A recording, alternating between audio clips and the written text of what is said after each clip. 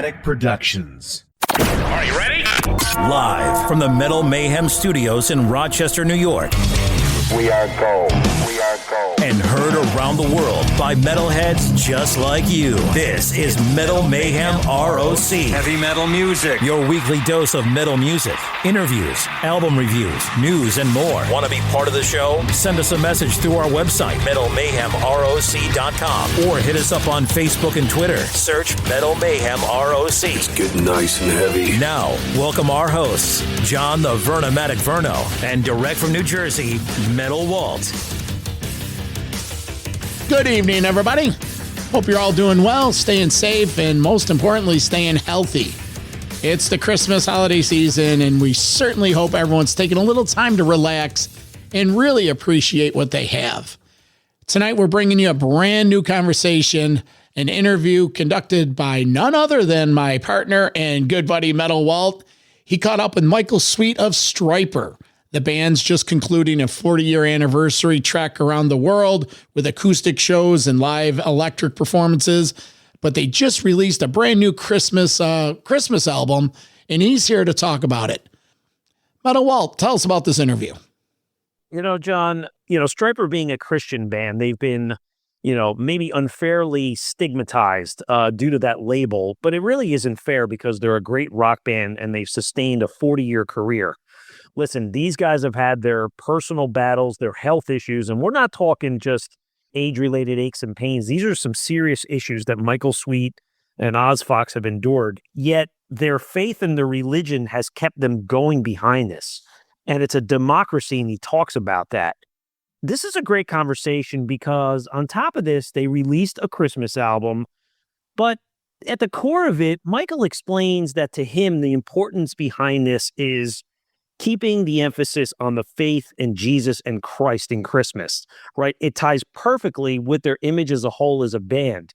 Me being a Catholic guy, I can appreciate this perspective. And although the Christmas songs are really good, he tries to stay away from like the commercialization of the holiday with the glitz and the glamour and the commercials and the, all the gift buying, because that's really not what's important about the holiday. So this is one of those ones for the listeners on top of promoting a new product. I think it's just a good conversation, and it all kind of grounds us and keeps us humble for the most important things about celebrating Christmas every year. Couldn't agree more. The commercialism of Christmas is completely out of hand, and it's cool how Michael calls it out. Guy's always been faith-driven. Obviously, he's been in a Christian band, but he's rock-driven, and I love part of this conversation where you two go back, you talk about the David Lee Roth Van Halen era, and you even touch base on talking old concert t-shirts. It's a good one, but before we jump into the full conversation, we invite you to head over to metalmayhemroc.com. There, sign up for the newsletter. You'll get alerts for new podcast episodes, YouTube interviews, giveaways, exclusive content. And listen, if you're digging what we're doing here, do us a quick favor. Subscribe to the podcast wherever you're listening and drop us a rating or review. While you're at the website, check out the merch store. It's Christmas time, man. Get your favorite metalhead some Metal Mayhem ROC swag. If you missed some recent episodes, here's a quick rundown. Last week, we had the History of Metal series covering the pivotal years 99 and 2000. Let's see, a couple weeks before that, Denny Somack, the author behind the Led Zeppelin book, Get the Lead Out. Prior to that, we welcomed Marco Mendoza, reflecting on his incredible lifetime of hard rock and heavy metal. All these episodes and tons more are available right now on the podcast feed and our YouTube channel. All right, let's get festive. Michael Sweet, Metal Walt, I'm the Vernomatic, and we are Metal Mayhem ROC.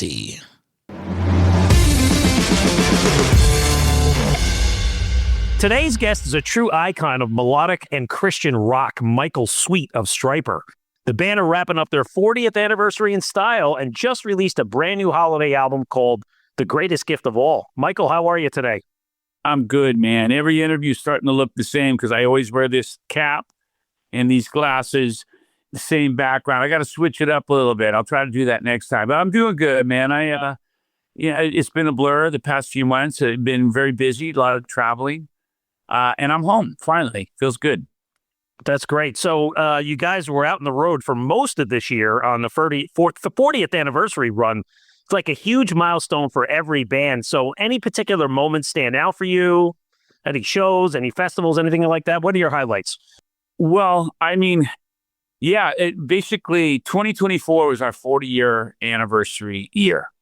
And we toured a lot that year. We did an acoustic tour and we did an electric tour. And it was extensive. We did a lot. And but it's such a blur. It's like that's almost, we're going on 2 years behind us now. So it's kind of crazy to say that. Here we are stepping into 2026. So we're getting ready to celebrate 42 years. And if you go back to when we first formed, it was actually in 83. So really it's 43, going on 43 years.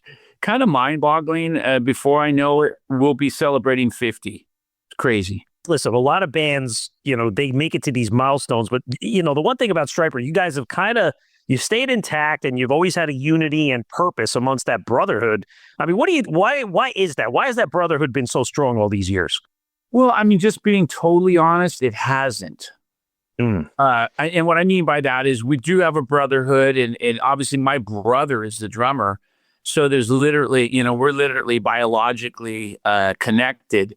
But Oz is like a brother, but we're like everyone else. I mean, we have feuds, we have disagreements, we get in fights, we get in disagreements that cause separation, like anybody else. But the difference between maybe us and other people is we always talk about it. We always talk it through. We always work out our differences, and we try to do so in a responsible way. And, from a biblical point of view, we always try to do that. Michael, you've been very candid about your, some of your personal health issues that are ongoing. Oz Fox has his challenges.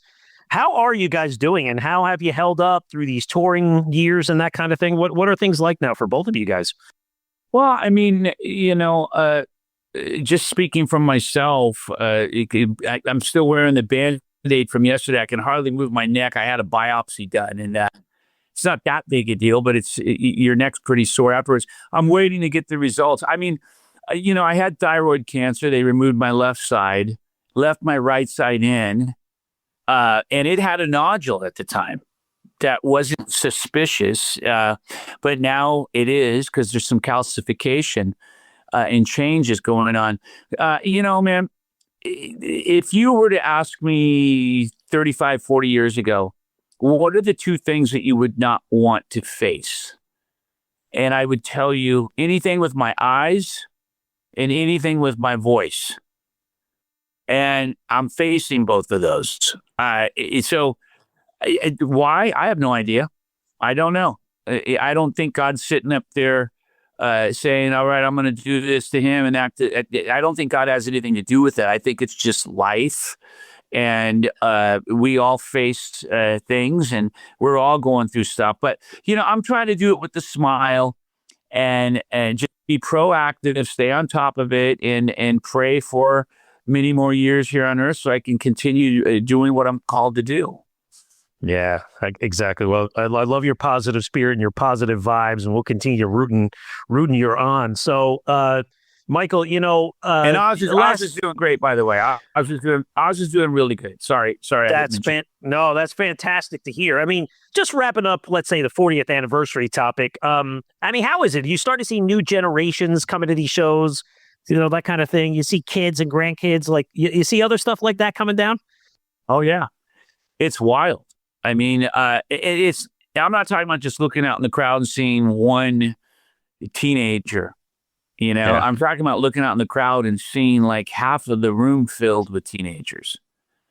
That's what's really wild. A lot of young kids coming to our shows lately. I don't know why, other than their parents trained them well, raised them well. I don't know. But they're wearing old vintage Stryper shirts and they're singing along to every song. And I'm talking, 13, 14, 15, 16, 17-year-olds. And it's mind-blowing. It really is. There's a new eBay commercial out there. And the end of the eBay commercial, this guy's sitting in a diner by himself and he clicks on his phone and he wins the bid for this vintage 1987 Megadeth t-shirt. I think you got to get on something like that, get the exposure of the band out there. You know what? I agree. And we're making vintage looking shirts now that have that look and replicas of some of the old shirts. But there's nothing like the real deal, and finding an old original 84 yellow and black or 85 soldier shirt. There's nothing like that. It's just really cool. I have my first concert shirt I bought in the parking lot, a bootleg of the Brendanburg Arena in East Rutherford, New Jersey. I'm sure you played there. Was David Lee Roth and Cinderella in 1986 on Dave's birthday. And you know what, Michael? If I really pull my gut in, I can squeeze into that shirt still. Man, you mentioned Dave. Dave, I'll go to the grave fighting for Dave. It bums me out when I see all the negative comments about him online. People just being brutal about his voice and the way he acts and stuff. And I mean, Dave is legendary and is such an instrumental part of Van Halen. I've gone on record to say I don't think they would have been the band they are without Dave. Obviously, Eddie gets most of the credit, as he should, but Dave is a big part of that equation and integral in helping to take Van Halen to the top. His personality, persona, his image, his character, his voice, his lyrics, you name it. So I love David Lee Roth, man. I always wave that flag for him. Well, we do too. I was able to catch Dave in Atlantic City back in August at the end of the summer. You know what, Michael? His show is fantastic. He's not singing any better, any worse than he was 10, 15, 20 years ago. He's a showman. He's up there. You're getting the Van Halen caliber. And then he brings out this great band, and he's got this amazing background group of 4 male singers bringing it. It's a show. We love Dave. I saw it. We played, I forget where we were. And actually, no, I'm sorry. I saw it online. We almost performed with him and saw it live, but I saw it online and I've watched lots of footage of that very band. Wow. I don't know what they're doing, but they're really capturing that energy, which is what Van Halen was all about. There was this explosive energy. You can't bottle it. You can't can it. It's like, wow. And those guys are capturing that, man. They're coming real close to that original late 70s Van Halen. Yeah, totally. Well, I'm glad you got to check it out, too. So, hey, Michael, I want to get into the new album. Again, congratulations on The Greatest Gift of All. I've spun it a bunch of times. It's really good. I would say you and I have something in common is I think we're both men of faith, right? I'm a Catholic, a practicing Catholic. I go to church. My kids were baptized. They've gotten the sacraments. I've got married in the physical church. I still go to church sometimes, But, one thing that drives me crazy, I live in northern New Jersey, is how commercialized things have become around Christmas. The TV stores and TV commercials, the stores, everything's in the stores before Christmas and on TV. And where I live, it's a very Italian-American town, and everybody pays thousands of dollars to get these lights put up on their houses that look perfect, right out of like a Hallmark commercial. And I say, you're losing all the fun of the experience of doing things with your family because life is imperfect. It's not supposed to be perfect. This is what God teaches you, right? Yeah. So, Michael, one of the things you've always emphasized, both in your music and your message, is keeping Christ at the center of everything. I think with this new album, and the question becomes is, how important was it for you to remind all of us that Christmas is really about Jesus and faith and less about the commercial side, including Santa shopping and the commercial side of sales? Yeah, and I mean, all that's fine. It's not to be a party pooper and rain on people's parades, and say, hey, you can't go out and get caught up in that. You go have fun and go do what you want to do, whatever makes you happy, but it consumes you and it controls you and it puts you in debt that you're paying off for the next 10 years. That's not good. That is not good at all. We got to come back and continue to stay on track with the true meaning of Christmas. We are celebrating the birth of Christ. That's what Christmas is. Yes, people say it's pagan. Yes, people say he wasn't really born on the 25th. Of course, we all know that. But we're celebrating the birth of Christ by celebrating Christmas. That's what it is. So let's do that. Let's do that. Let's celebrate the birth of Christ. Spread, godly love to one another. Do something for somebody. It's not about going out and buying them a $100,000 BMW. I get a kick out of those commercials with the Beamer, with the bow on it. It's like, really? Are you kidding me? Wow. That's not what it's about. And it's kind of sad and sick in some ways that we've become that. It's so materialistic, and we're all guilty of it. I know I am.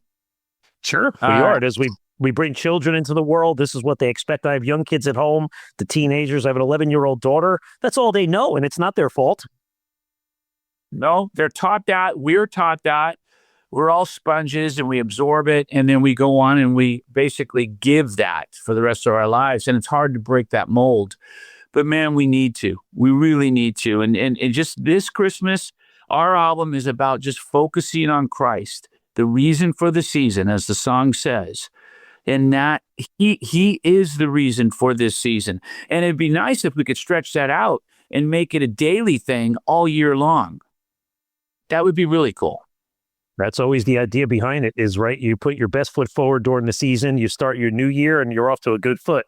But Michael, on the album, you have, I think it's 10 tracks, it is, and it's a nice, 50-50 split between traditional holiday songs and then new ones.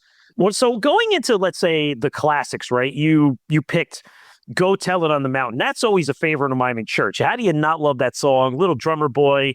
Highlights, I think, for you singing are Silent Night and Joy to the World. But what was your take on reinterpreting these classics? Well, just being honest, most of those classic songs I've been performing. I do an annual Christmas show every year in Plymouth at a place called The Spire. I'm doing it this year on the 13th of December. Anyone wants to come? A few tickets left, not many. But anyway, I've been doing those songs very similar to those arrangements. So I figured, let's just kind of not try to fix what ain't broken.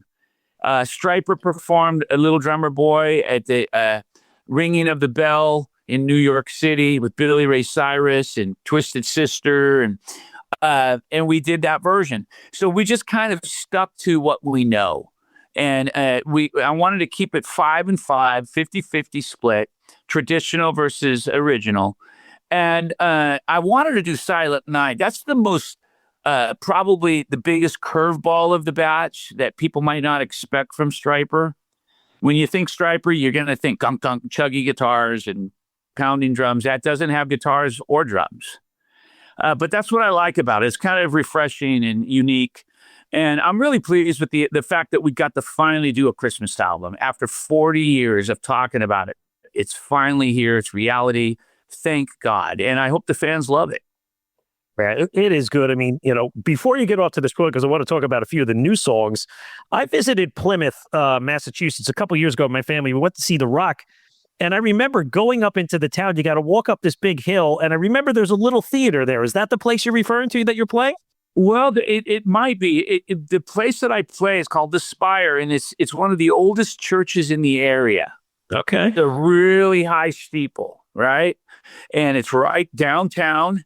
So it might be the place you're referring to, but it's now a little auditorium theater, holds about 250 people, I think.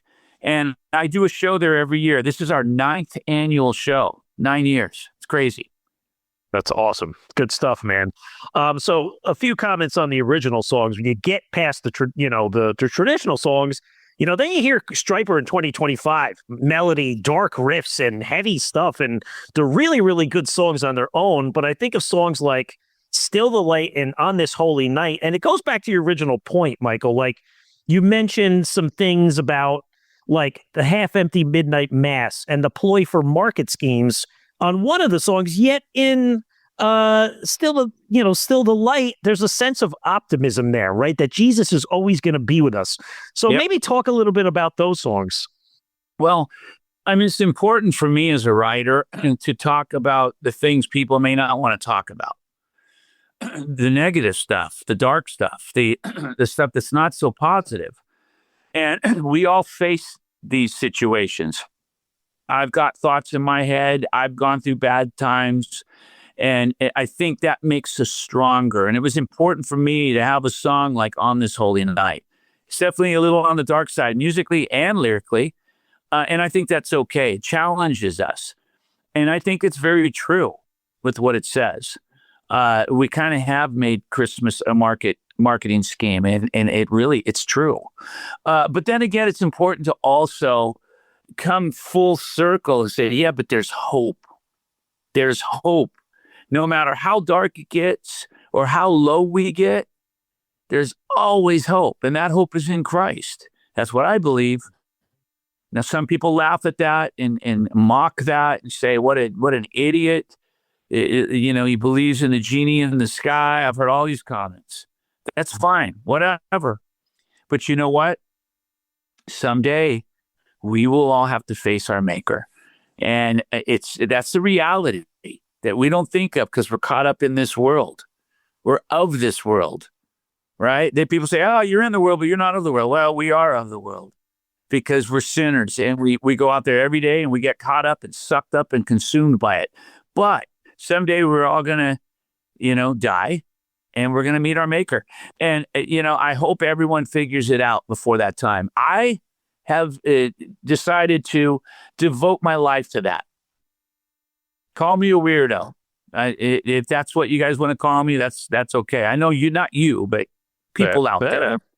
Listen, my 88 and a half year old father, he's at the back end of his life. He's like every other person. He's got health issues, but he always gives me guidance. And he says, hey, Walt, when all else fails and, life is tough for everybody. We all got issues. He goes, you pray. He goes, just pray. Pray to your maker. Pray to your God. Pray to your mother in the heavens because that's all we got. Exactly. And when we're gone, we're gone. I mean, we step into eternity and we go somewhere else. Whether you want to believe that or not, we do and we will. And man, I want to go to heaven. I want to go, and I certainly don't want to go to hell. There's not going to be a party in hell like some people sing about. That's wow. Talk about a misconception. Holy mackerel. No, I don't want that. Yeah, I hear you, man. Well, Michael, the album is good, and I wish you the best of luck with it. So before we get into 2026, reason for the season, this one was written in 1985. Talk about this one. So you re-recorded it? Yeah, I tell you what, the thing that I found challenging re-recording any Stryper song nowadays is the fact that back in 85, I don't know if it was my pants or helium or what the deal was, but man, I could sing a lot higher, a lot easier. And it's very interesting. Obviously, my voice has changed somewhat, but singing these songs made me realize, man, I sang high, And we dropped the key a half step, and it's obviously has a different sound to it. My voice is different, a little deeper, a little grittier. But man, it was so much fun re-recording that song, and Winter Wonderland as well. Those are two re-records. And, you kind of roll the dice with that because people are so glued to the originals. But it's fun to re-record those because it shows who we are now as a band and what we sound like now as a band. So it's kind of an evolution, and I love it. We have evolved. That's good to know. Well, we wish you the best of luck with this album. So moving into next year, what's in store for Stryper? Touring, music, what do you got going on? Or for maybe outside of Stryper, you personally? Yeah, there's a lot of stuff. I'll tell you what, first and foremost, Stryper's going in the studio right after Christmas. I head in on the 27th of December. And we start on a brand new studio album. I don't know the name of it yet. A lot of the lyrics aren't even finished, but it's going to be killer. It's a little different feel, a little more straight ahead, and you just have to see. But it's got a different vibe to it, and it's cool.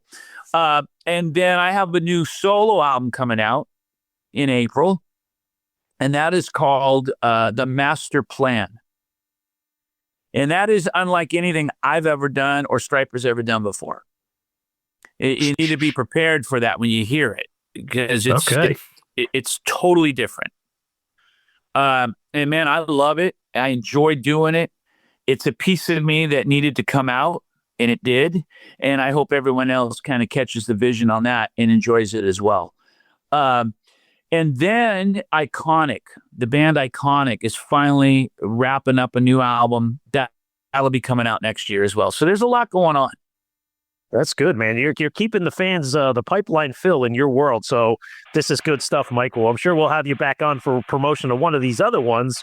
So, Michael, thank you for your time today. And I will tell you, wish you best of luck. Merry Christmas and Happy New Year to you. So for more information on Stryper, head over to stryper.com for all of their news, tour dates, and links to their socials. Mike, it was great to catch up with you again. Great to talk to you as well, my friend. God bless everybody out there listening and watching.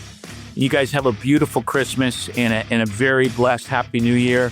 And we'll see you out on the road next year. Thanks, Mike. Have a good one. Bye-bye. Metal for Life. Thank you for listening to Metal Mayhem ROC. Check out our website at metalmayhemroc.com for information on podcasts, archives, links to all our live radio shows, and all sorts of info. Please like, follow, and share with everyone, even your non-metal friends. And always remember to keep it heavy.